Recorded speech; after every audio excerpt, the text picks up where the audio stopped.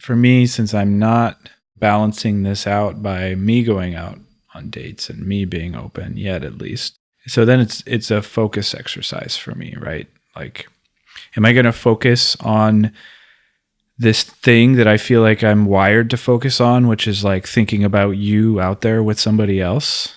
Or am I going to be focusing on enjoying that I have a solo night, or that I have the space to, enjoy the apartment by myself and do whatever I want and enjoy that as my, introverted self does.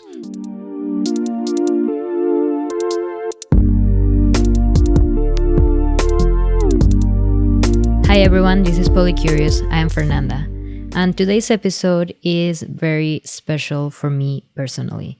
It's been such a wonderful journey to learn from so many couples who opened up to us about their relationship, and I felt like it was only fair if I did the same. So in this episode, I interviewed Seth, who is my partner of almost 3 years. And so far, he hasn't sought out to be non-monogamous, despite having a partner who is. That's obviously me. So many people have asked me so many questions about our very unusual relationship, and in this episode, we attempt to answer some of them. We talk about Seth's upbringing as a homeschooler and the son of a pastor in a small midwestern town. He tells us how he went from that to discovering other ways of looking at life. We talk about how we met at Burning Man, and of course, we touch on the reasons why he's not seeking out non-monogamy.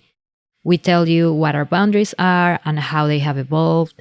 And lastly, we talk about how it has been really important for us and our relationship to maintain our independence and allow each other to be ourselves.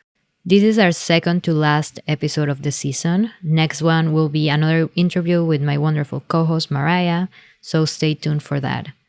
But first, I am so excited for you guys to meet Seth. I can honestly say I have never met someone like him, and I hope that you learn from him as much as I have. Here's my interview with Seth.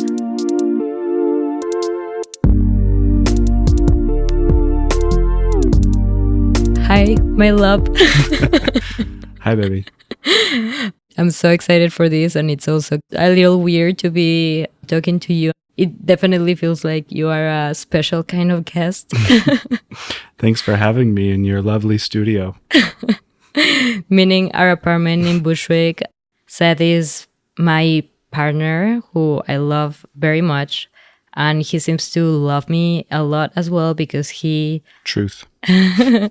because he agreed to do this interview. And he's such an inspiration for me that I just wanted everyone to meet him and learn from him because we need more men like him in the world.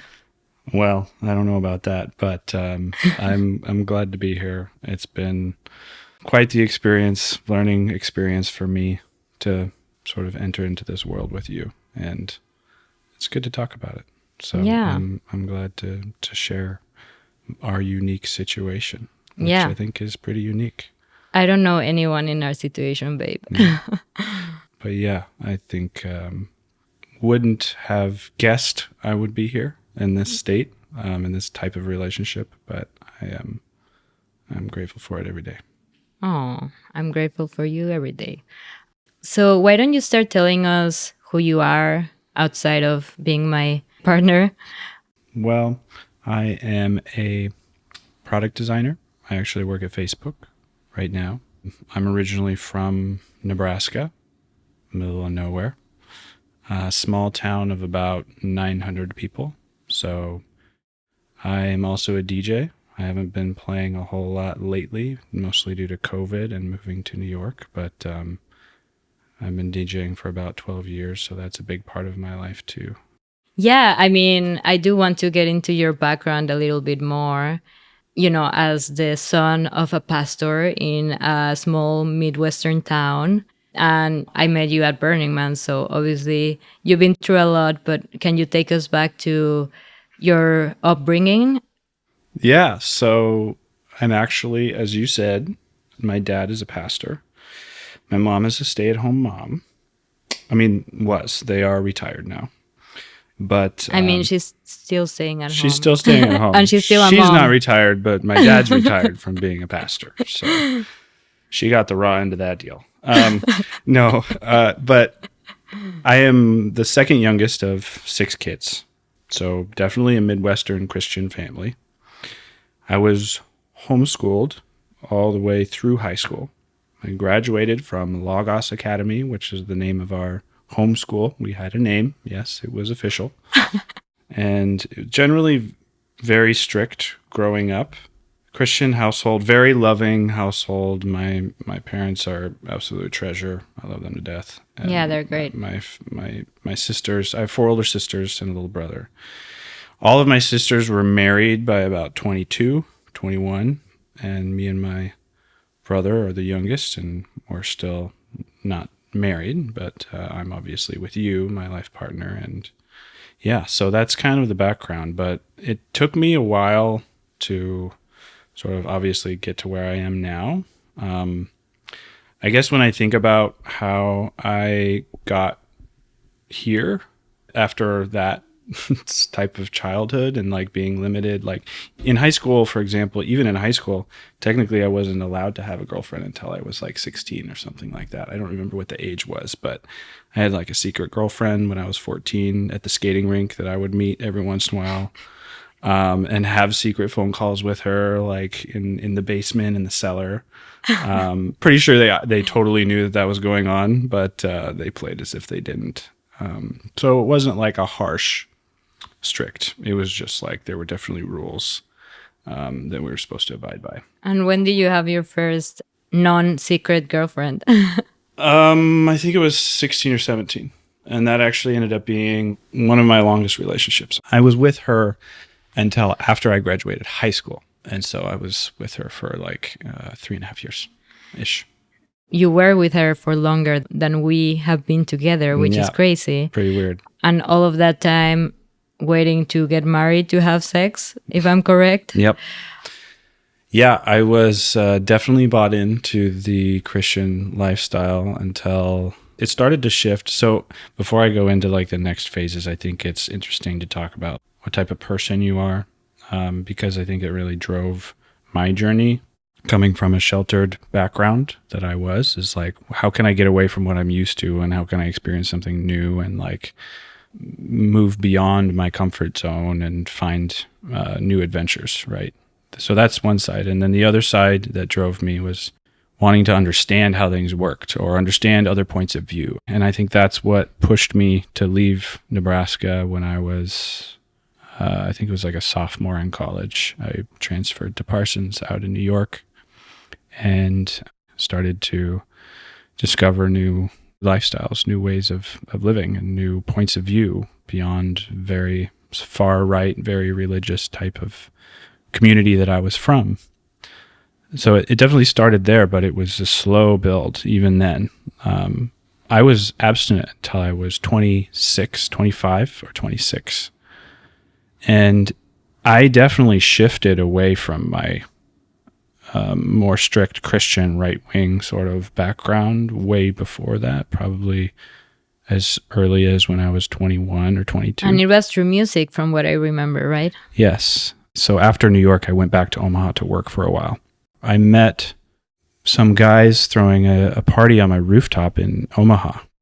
And I'd always been into music. There's a lot of indie shows in Omaha on that side, like indie rock, but that's very different than this. And I quickly became friends with them, and they started to teach me to DJ, and I became their marketer and designer and created a brand, and we started to throw these parties all over Omaha, like these big parties, and started to play out with them and got into that nightlife scene. That's really, in the end, what changed my life and showed me what else is out there. I mean, we threw raves. But also, I met this like really forward-thinking, progressive group of people that were a part of this community in Omaha that I wasn't even aware of, and became really close to them, and just really opened my eyes to other ways of living and other ways of looking at life. But even then, it took me a while to open up to the idea that I was going to go so far as to now have sex before I was married. Like, that was a big deal. That was a big shift. That's so crazy to me, babe, because I'm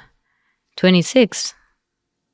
Imagine if I hadn't had sex up to this point. I always think about that, and I'm just like, It's so crazy. Yeah, it's pretty wild. It's wild for me to think about now too, for sure. And I'm very much of an introvert anyway. It wasn't like I was necessarily still committed to being abstinent all the way up until 26. It was just that I didn't put myself out there or try to, put myself in a situation. It just kind of happened gradually. And then I was in a relationship with this girl in Omaha, and it just kind of, happened as naturally as it would if somebody was with somebody for the first time, except it was like, she knew that I had been abstinent for all this time. And so she and was you like, guys were roommates. Is this okay? And we were roommates. Because that's another thing. You didn't even have to put yourself out there. She literally found you. Yeah. Found you the inside. The barriers were gone. And that was my only way to break my abstinence, was if like there was no absolutely zero barriers. Like basically, if he lived with a roommate who wanted to have sex with him, that was the only way out of your abstinence. Yeah, it did. I mean, obviously, it would have happened anyway at some point, but I guess I needed that lack of barriers to let it happen.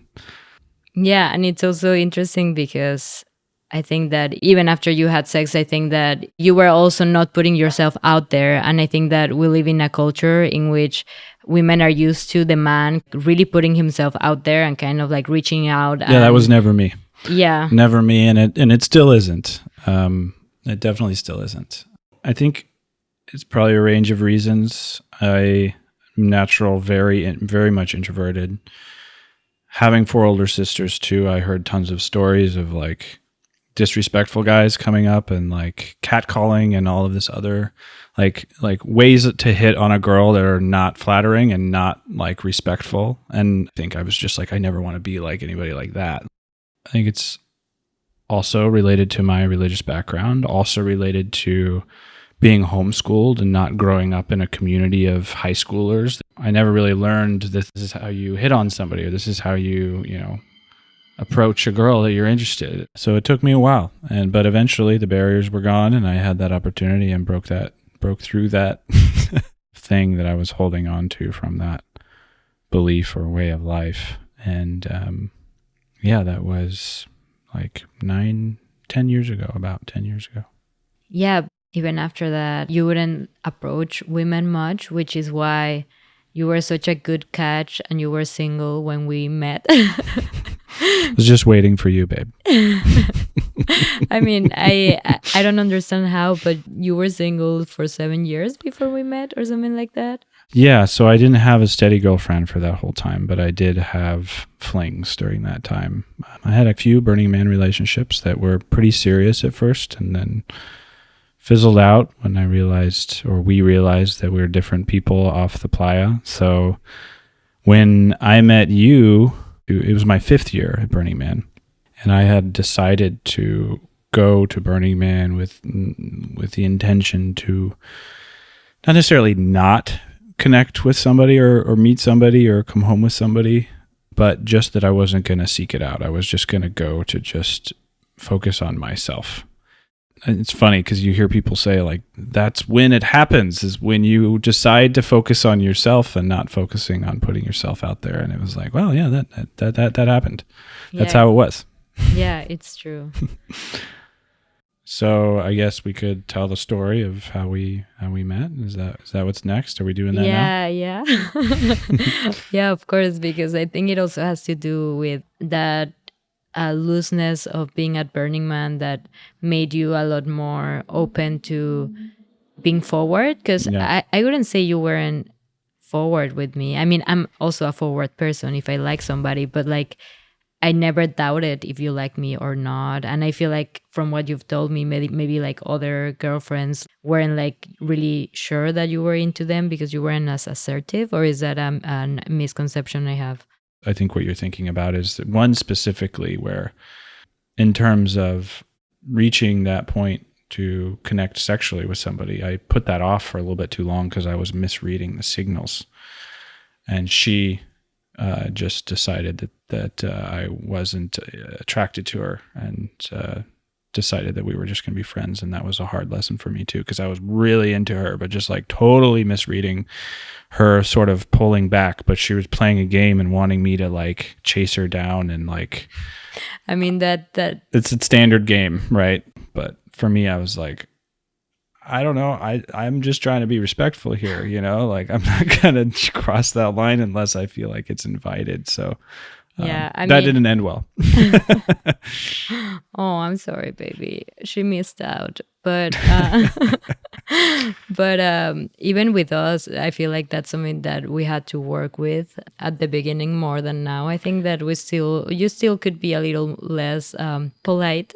Yeah, it's true. It's something that is so, I think, built into me. So yeah, if that's what you're talking about, then yes. But when you grow up that long thinking and having these certain limitations, like for example, like when I was living at home, we were trained, but like we were told, or there was rules around for watching a show, watching television, which television didn't even come into my household until I was like 13 or something.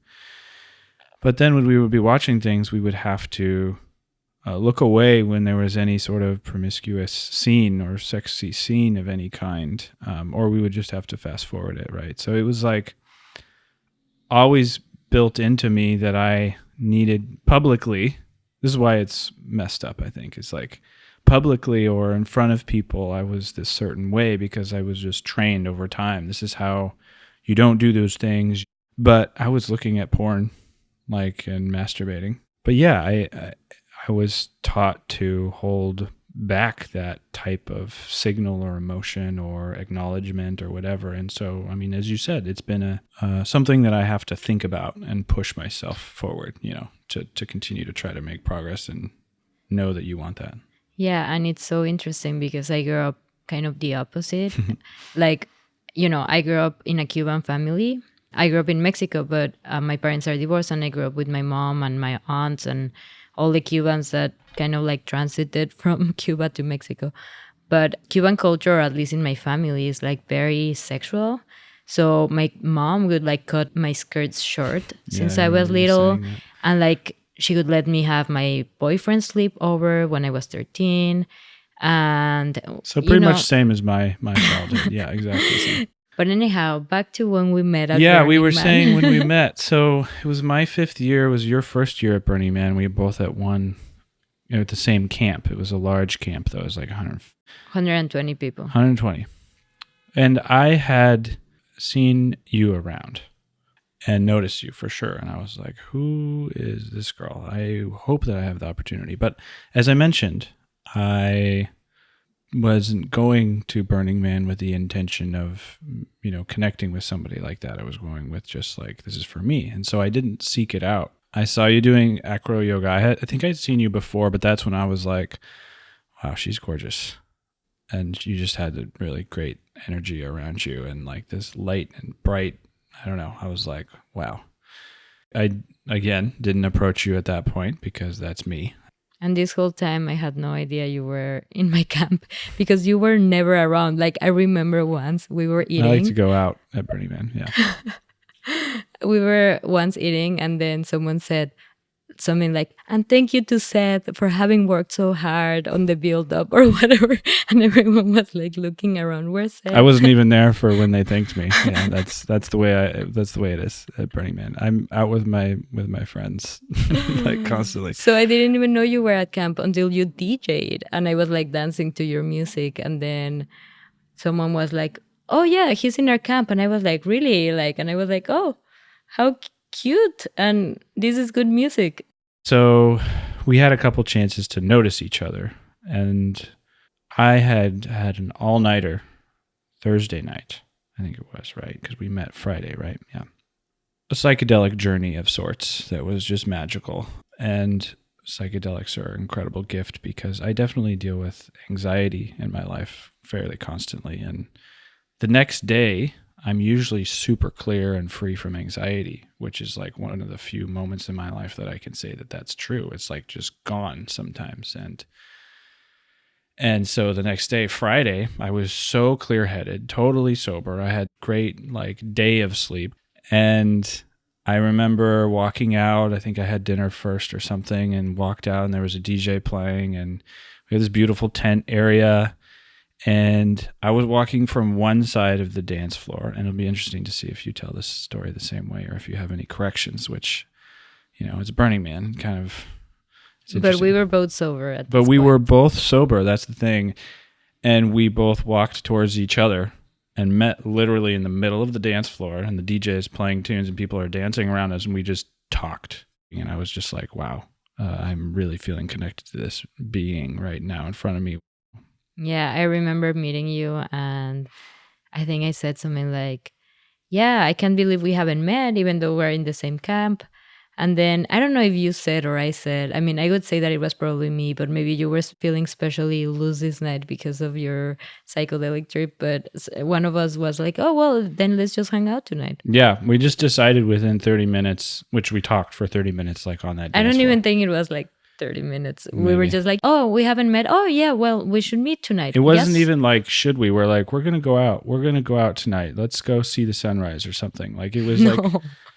That wasn't part of the plans. It seemed. I remember going into that plans. Was like, we're gonna go out all night. That's the expectation. So even if you didn't say that, that was what was going through my head, because that's how I do Burning Man. But I mean, obviously, we were gonna go to the sunrise. If I was gonna stay with you, it's a different question. I was just like, let's hang out for a little bit. Right. No, obviously not. Obviously not. I mean, like I couldn't get apart from you for the rest of the burn, and even when you left, I didn't want to leave you. But I remember that night we ended up watching the sunrise in this little Carol-looking structure in the middle of the desert, and I remember like crying, telling you about my life and my struggles as a young journalist, and just very deep connection from the very beginning. And at that point, you lived in San Francisco. Mm-hmm.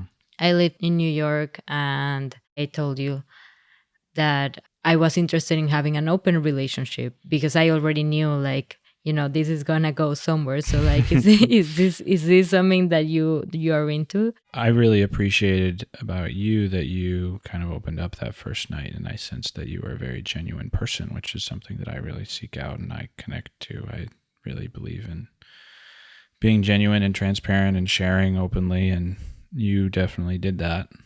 And then you told me that you wanted to be open, and I was like, wow, I have no idea what that would be like, but I feel like I could do that with you, just because I felt from the beginning that you don't hold back your feelings, and I think that you don't give any room for me to wonder how you feel about me. You're really good at expressing that, and that really counters worry really well, or like an anxious person like myself who can overthink things.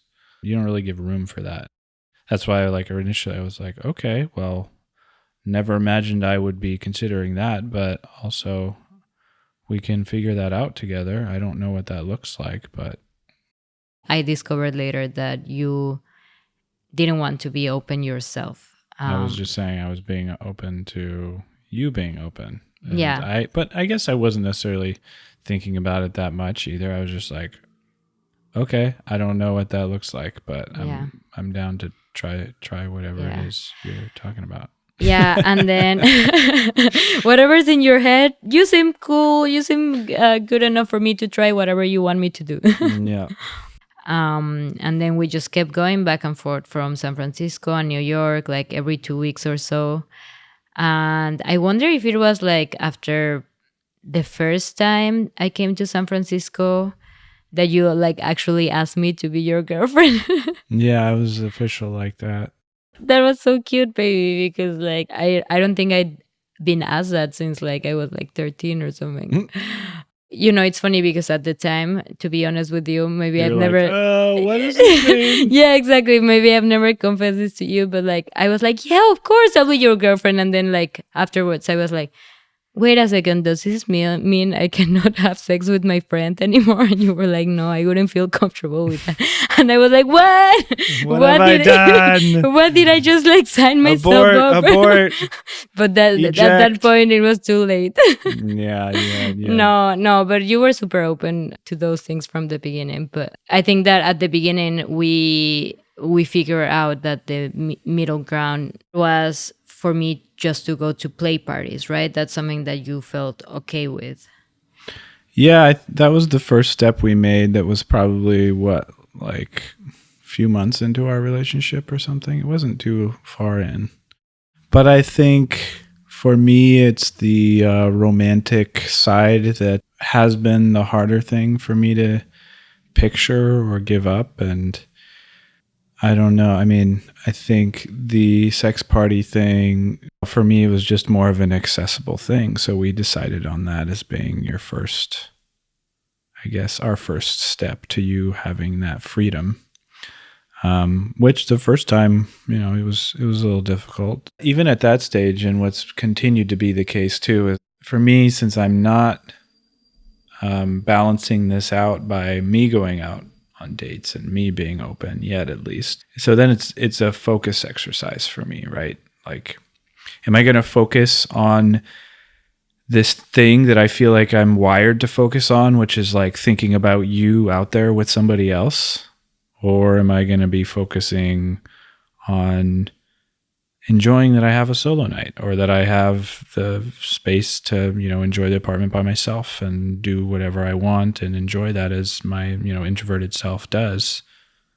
I can focus on either. It's very easy to focus on you being out there with some guy and feel jealous about that.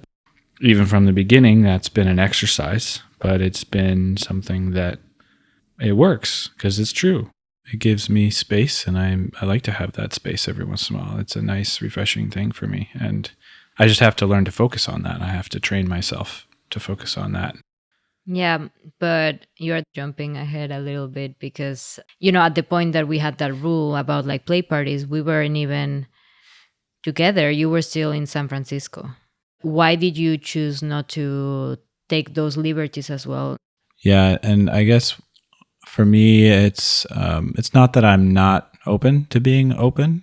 I'm not saying I'm not going to be, but I am not necessarily needing that or seeking that out. I think I get a lot from our relationship. It gives me what I need in terms of love and affection and sexual connection and that kind of energy. And when I have the opportunity, if you're going out, I would rather just spend that on me or doing things that I am, looking forward to do. I don't know. For me, there's something so recharging about being alone for a time. I mean, it's not something I want to do forever, but it's just like I need that. Work is very social. Like I'm in meetings constantly, and we have our great time together, and I love like living with you and sharing that life, but I also need that time.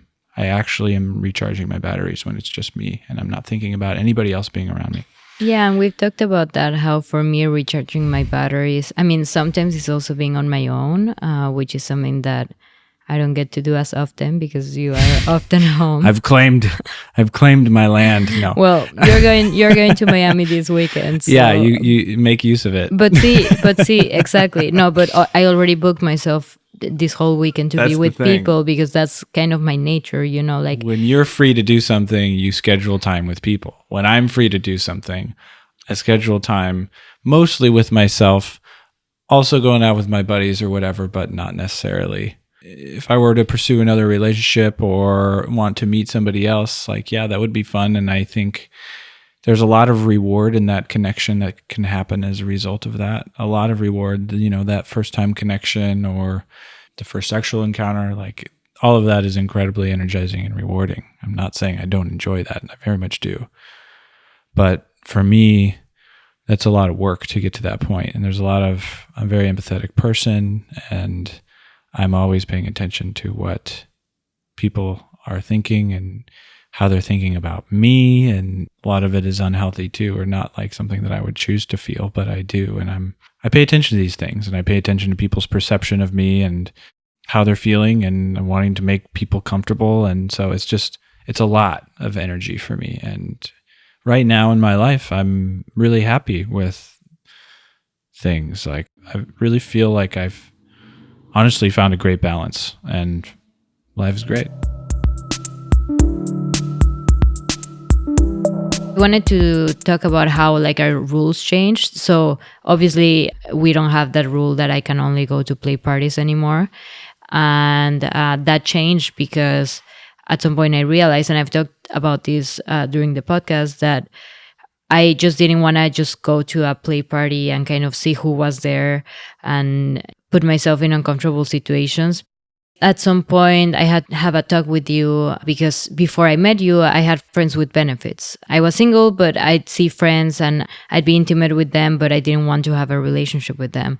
So in my head, it was like, why can I not just see those friends? Why am I like at this party looking for a sexual connection when I already have sexual connections with other people?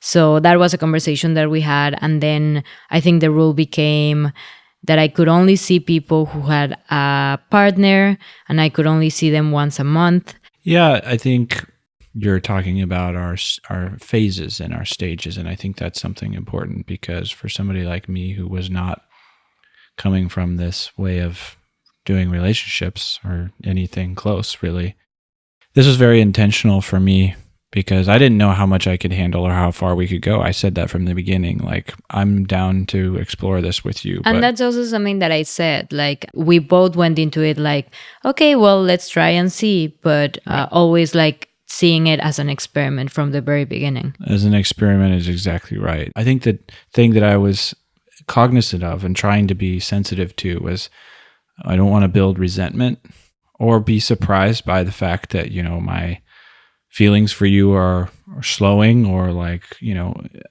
that can happen in relationships. And I don't know how much I can take or what jealousy will do to me or what these different situations are going to make me feel like in the long run. And so I've been trying from the beginning to set, okay, here's our expectations for right now. I think working with you on this, like you've been really good at this too, is like what structure can we provide for this next phase? Every stage, we open up a little bit more. We reach a new space, a new, like, now you can date other people. Now you can stay overnight somewhere.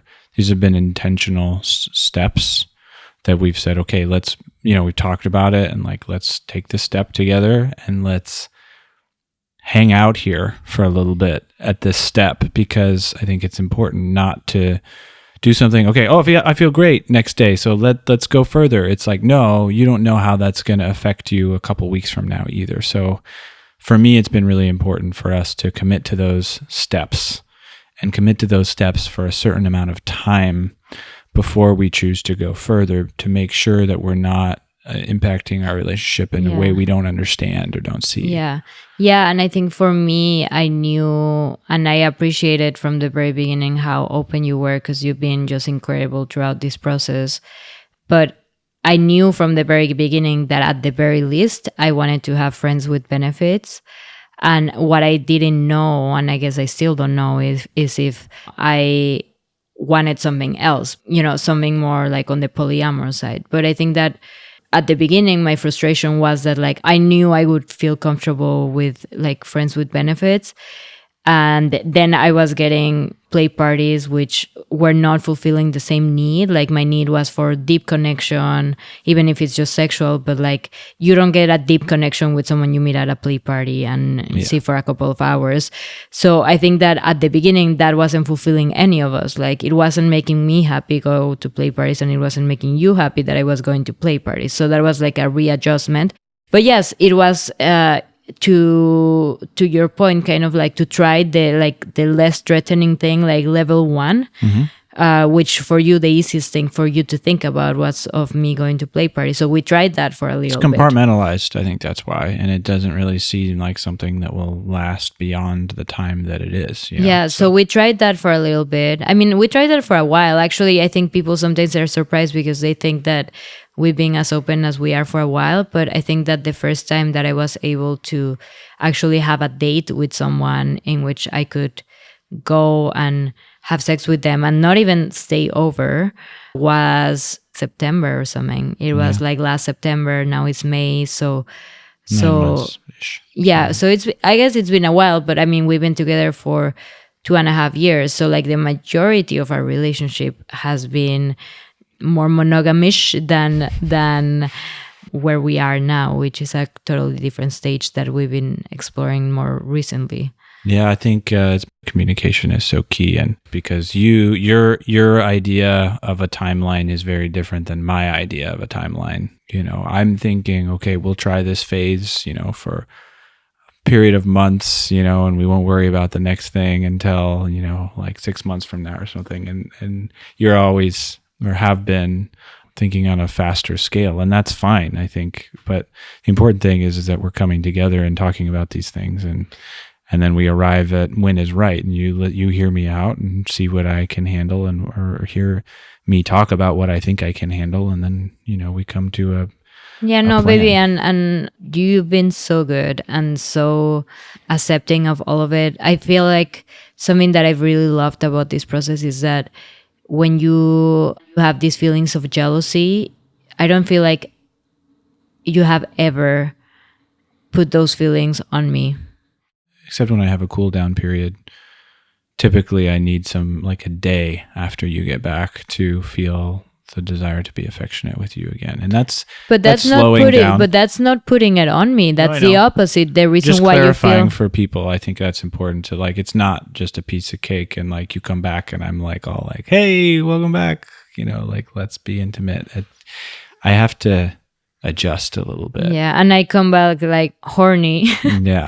We kind of meet at different points there. And that was like a realization that we had at some point. I was like, okay, a little disappointed because I miss you when I was away, and I would come back horny, and then you'd be like, I feel a little weird that you are horny because you had sex with someone else. It's just too near. But I think that feeling is fading, but it's still there. And so that's something that, we talked about. And I said, when you come back, I don't expect us to be intimate that night, and just setting that expectation. And then, setting the expectation, because now that I know, I don't mind at all. Like if that's a price for me to go and have an experience with someone else, like I'll pay it, and then we'll have sex the next day and it'll be great. And I mean, as you said, you are getting more comfortable with that, so it's not even that much of an issue anymore. But to my point, like, you don't put your feelings on me, even though you feel jealousy and even though you feel weird about having sex. And yes, sometimes you're a little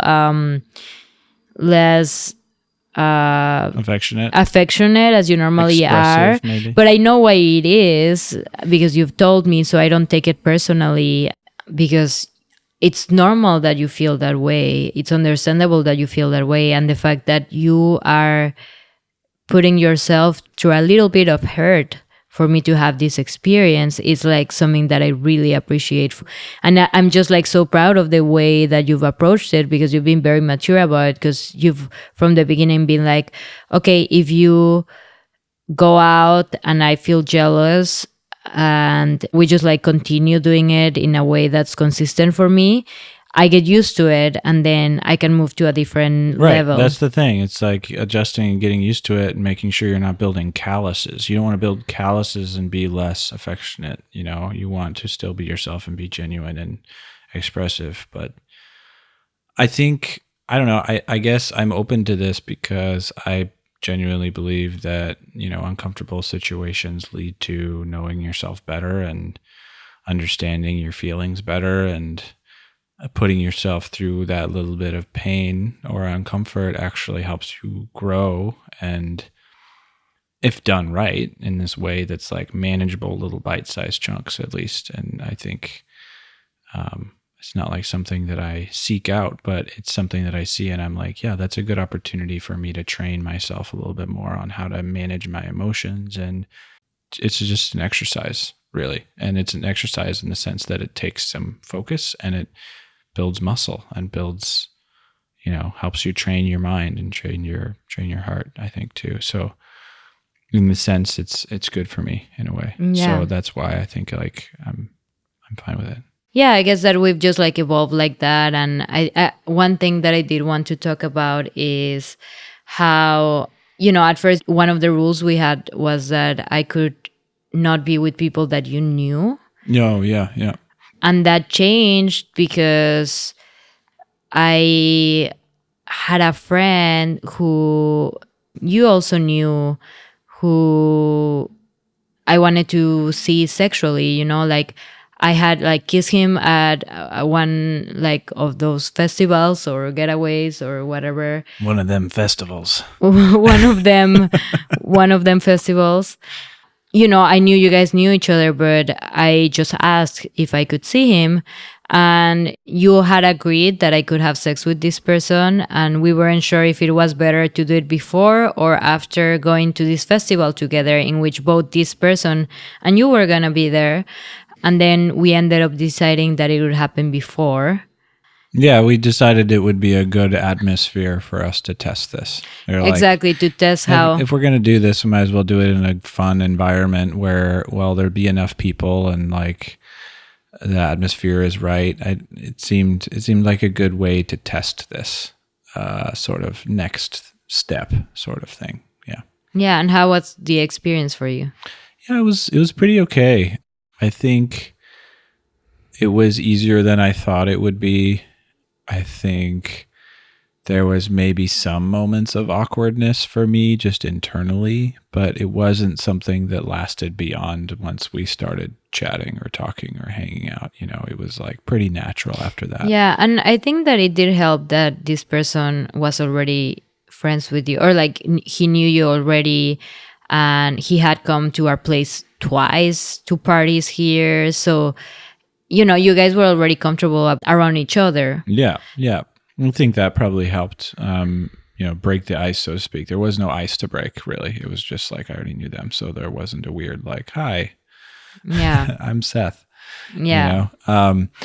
Which I'm sure that will be fine too, but I think every situation like that may have some little bits of awkwardness just because you're thinking about things a little bit more than you otherwise would, but I don't really think it's really much more than that. Seems to be okay. And I think you're probably right that it makes it easier. I think that's something that you were sharing with me before, was that knowing the person removes the mystery and therefore makes it more tangible, not in a bad way, but in a good way, that then you're not left wondering who this mystery man is and how you may feel about them, but it just makes it more like, oh, he's that person. And the mystery is greater than reality in terms of worry and fear, right? So if you know who that person is, then it grounds those anxieties.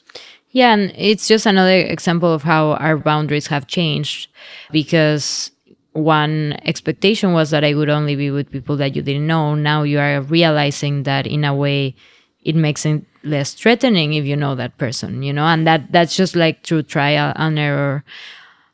So that's also something that I hope that people take with them. Whether if it's because of an age difference or a personality difference, you are 35, I'm 26, and you are not as interested as I am on going to festivals and going out. So it happens a lot. I've been to my fair share of festivals, and I do like to go, but yeah, not near as much as you right now, for sure. Yeah, I mean, you organized parties, you went to Burning Man 6 times, you've lived through it, and you are kind of like slowing down from that, and I'm not at all. So it happens very often that I not only go to festivals on my own, but I also just go out to parties on my own. And to this day, that's something that happens a lot. And I think that it helps our relationship to have that space. And yeah, we even have a solo night, which is like something that you proposed, which is basically just a night during the week in which there's no expectation to be together. I mean, we'll sometimes have dinner together, sometimes we'll have dinner separate, but it's mostly just like a set night with the expectation that we're going to be doing things on our own. And I think you could look at like these sort of things as rules, or talk about them as rules, but it's not about having rules. It's just about frameworks and like setting expectations, and these things are tools for us to be able to get what we need, and also know what to expect and not be blindsided or surprised. Because I think one thing was challenging, maybe I'm going off on a tangent here, but I think this is good to share, is that there's definitely been times in this journey where you've maybe misjudged the right time to bring up a question or ask if something's all right or if I'm okay with this or that. And it's caught me off guard, and maybe it was the wrong time because we were on a date and I just didn't want to have that come up during our date. Oh, yeah. That was I was that terrible. was a rough one. I was terrible. No, there's even a worse one that I was like thinking about and thinking of, like, mistakes that I've made in this relarelationship. Remember we've both once made mistakes. we've both made mistakes, but I'm gonna give you guys a juicy one.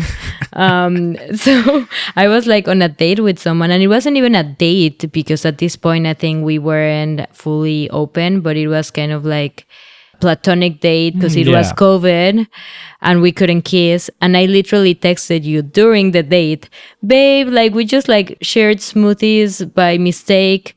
Can I just kiss this guy right now? And like, obviously I was like, wow, what a setup. So you've got an excuse planted. Right, because like, oh, we accidentally had a shake together, so might as well make out. And I was like, no, because like, so I had already made out with this guy, and the reason why I couldn't make out with him again, according to Seth, was because of COVID. But then I accidentally shared a drink with him, so if it was because of COVID, I was gonna get it anyway. Yeah. So I literally texted Seth during my date, like, hey, can I kiss this guy? Terrible move. I think I just responded no, like, period, which is no, you responded in a very nice way, as you always do. In my mind, I was just like, nope. Yeah, I mean, you responded. I mean, I was still learning, but like, polite. That wasn't the stage that we were at. And so I think that's the thing, is like setting up expectations and putting frameworks in place so that you know when and where and like how it's appropriate. Yeah, that I must say, like, that was probably like our biggest struggle. The fact that like I never knew how to bring things up or when. Yeah, because no good time is a good time unless the time has been set as an expectation, right? And so that's something we realized, and ultimately why we landed at where we are now, which is, our current phase, and we'll see where we go from here. But like right now, it's every other week is the expectation. It's not a rule. If it happens outside of that, that's fine. And that's why I think it helps us, is it provides structure, but at the same time, it's not a limiting thing. You can still ask or bring something up outside of that, but you know that you need to be sensitive about that because I'm not expecting that. Whereas if you stick to the pattern, I'm not surprised, and I'm actually already planning on that. And so it doesn't throw me off to think about you wanting to go on a date with this guy when I'm like, well, did you just go? Like, so you like it because you know that, it's been 2 weeks. I'm probably going to go on a date. Yeah, it makes it a rhythm. And I like it because like I don't ask, but I just say like, hey, well, I do ask. I still check in. You're great about checking in. Is it okay? But he's expecting it because we have this 2-week rule. So having that 2-week rule. What? Not rule. Framework. Not rule. Agreement. Actually, I used guidelines. I used to tell people I have this rule with Seth that I can only see people every 2 weekends, and I recently changed that. And now I'm saying agreement. I have this agreement with Seth because that's what it really is. Like, I agreed to this as well. But it's I guess I'm just trying to stress that, like, it's not like you're not allowed, or whatever you want to say, to go outside of that. It's just, I mean, no, and I mean, we started. Mm-hmm. I could only go to play parties once a month. Mm-hmm. Now it's like I can have proper dates in which like I stay over once every 2 weeks. And yes, it's taken us 2.5 years to get there, but like it hasn't been very problematic for us. There haven't been many discussions.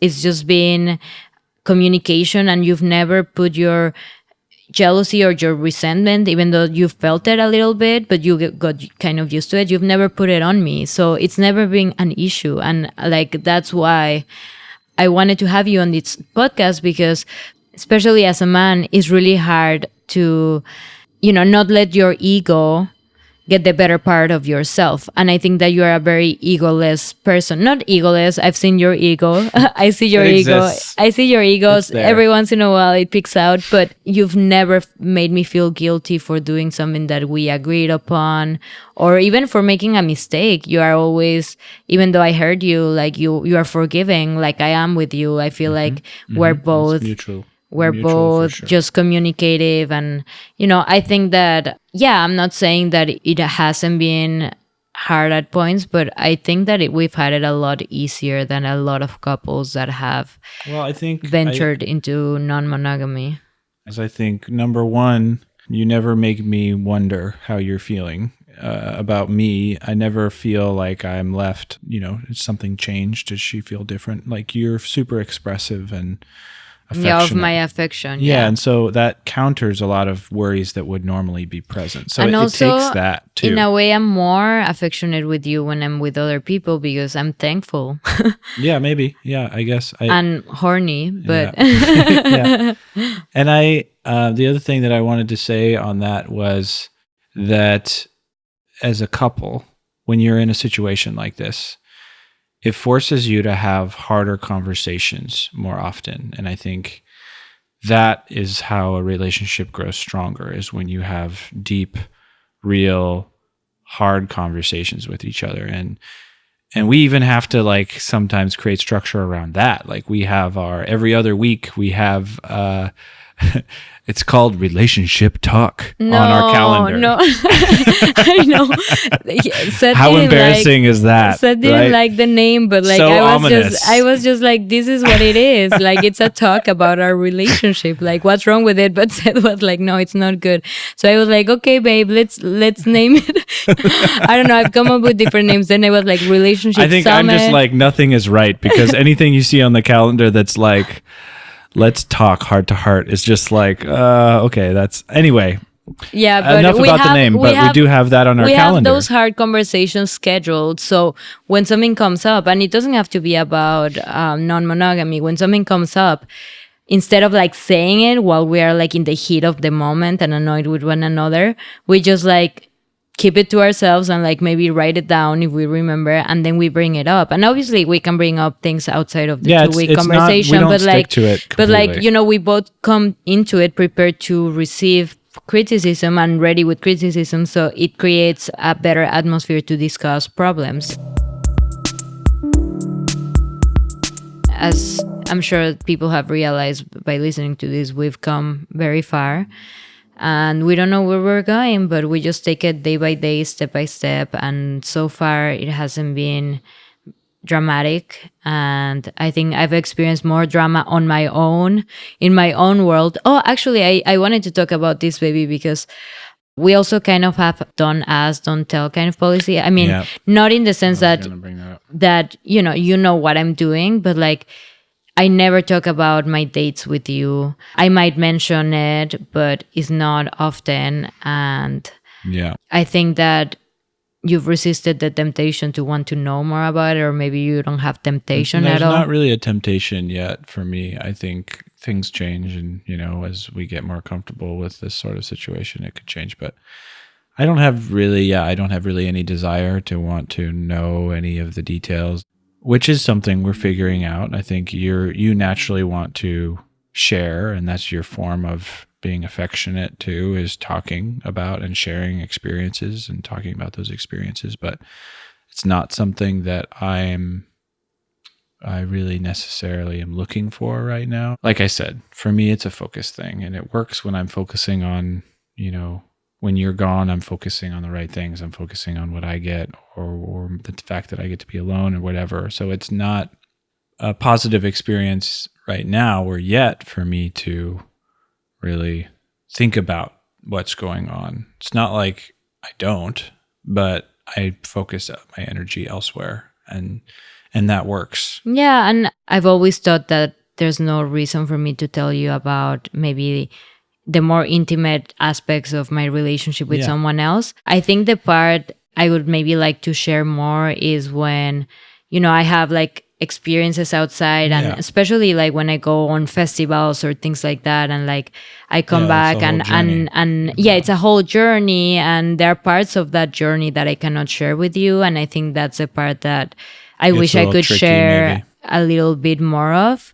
But at the same time, I cannot expect you to be in the same page than I am when I come back from a festival after you've been all weekend. When your voice is half gone and you're trying to tell me all the stories that you've, that's and like, and like, he's like, yes, I also had an adventure. And you start telling me about your video game adventure. I was like, yeah, babe, I met these people and then reconciled this trauma, and we created this like fairy forest and all of this. And he was like, yeah, well, I saved The Last of Us, I like saved Seattle and went on this journey to try to whatever it is, whatever the video game was. So I think that it's important for us to have that separation and that time away, but I think that at least now I'm in a point in which like I want to start sharing more things, because I want you to be part of those experiences as well. And you don't come out as much as I do, but yeah, I think that we're doing good, and I'm honestly very proud of our relationship, and honestly just like amazed by you, baby. Like whenever we have any difficult conversation, just by the way you communicate, and never made me feel wrong, which is something that I never felt in any other relationship. Like you just make me feel like I can be myself, and you trust that I have good intentions, and you listen to me, and you care for me, and you love me. And not that we're perfect, but I wish there were more men like you in the world. Well, that's sweet, babe. I think this works because I'm totally in love with you, and I love my life with you, and you are such an independent spirit, and you have so much energy and love to give, and you are infectious to be around and an inspiration to me constantly. And I want us both to be happy. I want you to be happy just as much as myself. And so it's never really a question to me. It's like, well, if this is the way that you want to go, then we just need to figure out what I can handle and like what I can live with, and how we can continue to have a healthy relationship with us getting what we want. And you do the same thing for me though. Like you totally accept me for who I am, and you never make me feel like I am a strange character, which I kind of am in some ways. I feel totally supported by you, and I'm totally enamored by you. And so as long as we are continuing to communicate and keeping that communication open, which is what you also do really well. You have zero filter, and sometimes that can be a problem, but most of the time that's good. And most of the time that's exactly actually what I need. And the type of partner that I need is somebody who is genuine and speaks their mind and doesn't hold back. Dealing with these little bits of jealousy, like I said too, that I experience along the way when we're pushing the boundaries, is in a way, it's good for me too. I see that as growth. It's not something that I feel at all like forced down. We talk, and you've told me before, if this has to stop or whatever, like if we hit the ceiling, then we'll figure that out, and that's fine. And knowing that that's not a pressure or a situation that I have to worry about is also big, right? As we both know that we're looking out for each other first, and we both know that we're each other's, life partners. That's what we're looking at this as. Who knows what the future has, but that's the way we're treating our relationship as such, and that gives confidence to me, and I'm comfortable. Life is good. Yeah, baby. I really appreciate how you really want me to be myself, and just let me flourish in whatever weird ways that, because I'm right? definitely I'm definitely like the weird one in the, well, we're both weird in different that's why we work. Yeah, that's why we work, I guess. But we let each other be weird, and we kind of like find the middle ground, and when we don't find the middle ground, then we separate, and we each do our weirdness in a different way, separately, and then together. The independence is great. It's key. I think that one of the key takeaways that I feel more relationships would benefit from is that the independence. Well, it's been so wonderful, baby. I had no doubt. I was so excited. You were probably a lot more nervous and about this. It was funny. I was just like giggling of excitement for setting this. up the microphones, just like grinning literally ear to ear. And I'm kind of sitting back a little grumpy, like, this is a long day. I'm going on vacation tomorrow. Like, I want to get my last job done. I mean, that's harsh, but I mean, I was also looking forward to like connecting with you like this, but it was funny because we were a little bit on separate pages when we started as this. We are sometimes. But this was great. Yeah, it was really good to talk about and share this. I hope people find this, I don't know, inspiring or helpful. Yeah, well, before we wrap up, I do want to address something, which is another question that a lot of people have asked me. How do I feel about you being monogamous, or whether I wish you were with other people?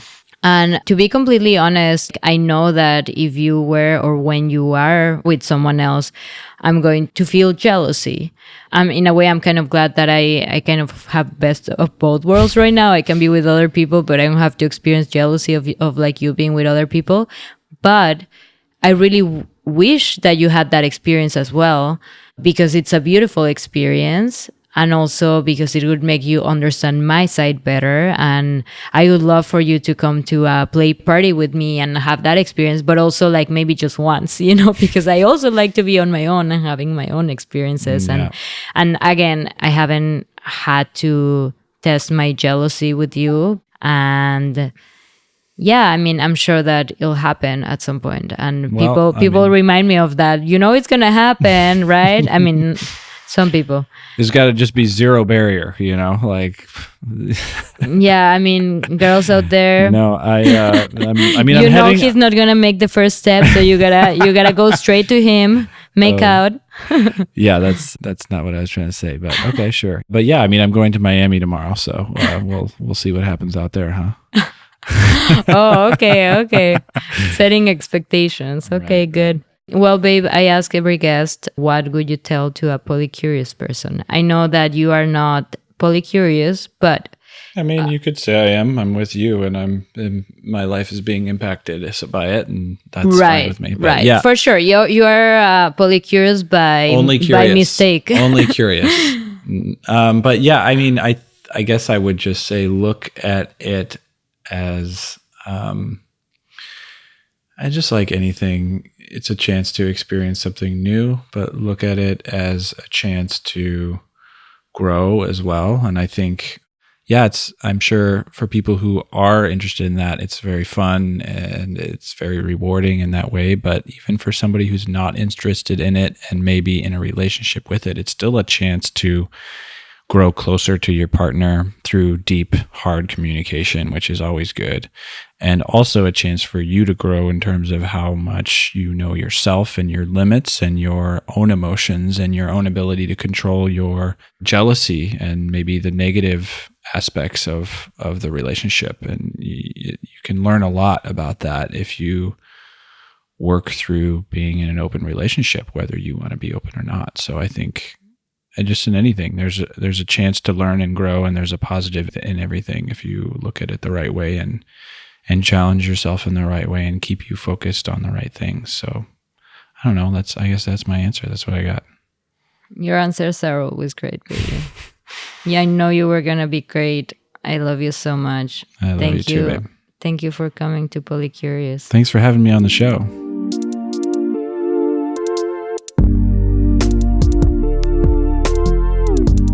That's it from us. I hope that you enjoyed this conversation as much as I did.